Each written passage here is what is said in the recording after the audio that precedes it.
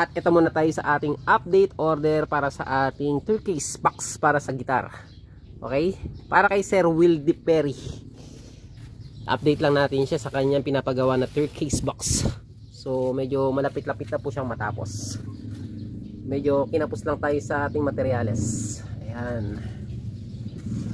So okay na lang tayo sa ating twister lock. Kasi dapat dyan is wala ng twister lock, kaya lang kailangan natin lagyan. Okay? So ito yung handle natin. Kasi ang forma nyan, ayan, kapag bubuhati ng dalawang tao, ganyan ang forma nya.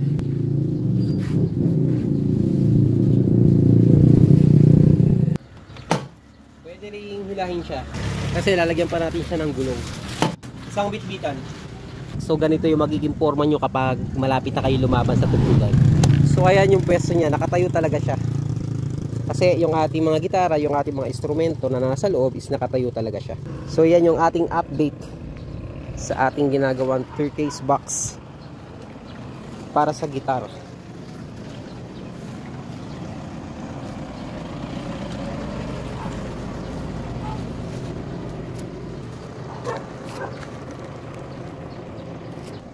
Shoutout kay Sir Wildy Perry, ang inyong turquoise box na napakalupit.